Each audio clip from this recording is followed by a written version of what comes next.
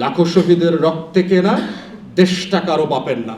আনন্দঘন পরিবেশে আমেরিকাতে প্রেসিডেন্ট নির্বাচন হয়ে গেল। পড়ছেন কোথাও গিয়ে দেখেন তো, ইংলিশ পত্রিকাগুলো তো পড়েন তো। বিড়ি খায়া মানে পান খায়া ভোট দেওয়া কি ধরনের, কোন লেভেলের একটা প্রি মডার্ন লেভেলে আমরা জনপদে বাস করছি। কেভ এজ পড়ছেন না আপনারা ছাত্ররা? গুহা যুগে পড়ছেন না যে আপনাদের ব্রেইন ফাংশন করতো না, এরকম ছিল।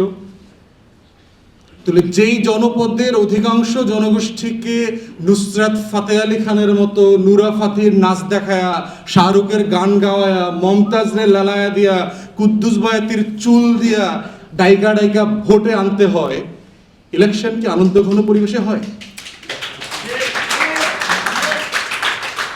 নির্বাচন কি একটা আনন্দ? নির্বাচন কি কনসার্ট? মহসিন হলের মাঠে, টিএসসির মাঠে কনসার্ট?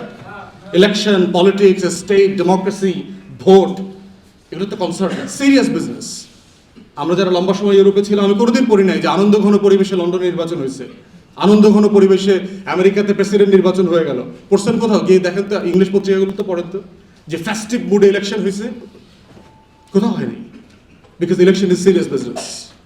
কেন হয় এখানে? কারণ আপনারা নাগরিক না, আপনারা থাকেন আর কি ওই বাঘ সিংহ কুমিরের মতো এই দেশে থাকেন আর কি। আল্লাহর রাস্তায় জন্মাইছেন, থাইকা খাইয়া বিয়া শাদি কইরা বাচ্চা পয়দা কইরা কবরে চলে যাইতেছেন। নাগরিক হলো যে ফ্যাক্টস মেক করে। ক্লাইভ ফ্লয়েড মারা গেল না, জর্জ ফ্লয়েড মারা গেল না কয়েক বছর আগে, দেখেছেন না আমেরিকাতে? পুলিশ হাঁটু দিয়ে পিষে যে একটা কালো মানুষকে, কৃষ্ণাঙ্গ মানুষকে মেরে ফেললো। সারা ইউরোপ আমেরিকা জুড়ে বিদ্রোহ হয়েছে না? কেন বিদ্রোহ কারা করছে? কালো মানুষরা করছে? মিছিল করছে কারা? প্যালেস্টাইন ইস্যুতে সারা আমেরিকান ইউনিভার্সিটিগুলো যে শাটডাউন হয়ে গেল, মিছিল করছে কারা? মুসলমানরা, আরবরা। কারা করছে? কেন করছে তারা? কনসিয়াসনেসের কারণে করছে, বিবেকের কারণে করছে। যেটা স্ট্রাইক দেয়ার কনসিয়াসনেস, ইটস রং।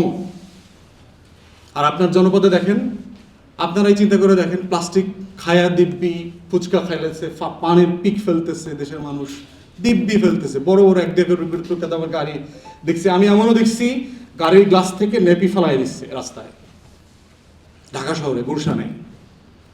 1.5 কোটি টাকা দামের গাড়ি চালাইতেছে, কিন্তু ওই কুমিরের মতো বিশাল দামি একটা হরিণ খাইতেছে। ভারতে বসে খাইতেছে না বাংলাদেশে বসে খাইতেছে, হুঁশ নাই।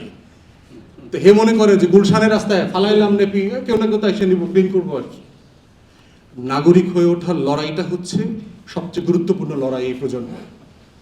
এবং জুলাই আগস্টের গণ অভ্যুত্থানের সবচেয়ে বড় সিগনিফিকেন্ট জায়গা হচ্ছে তরুণরা নাগরিক হয়ে উঠেছে।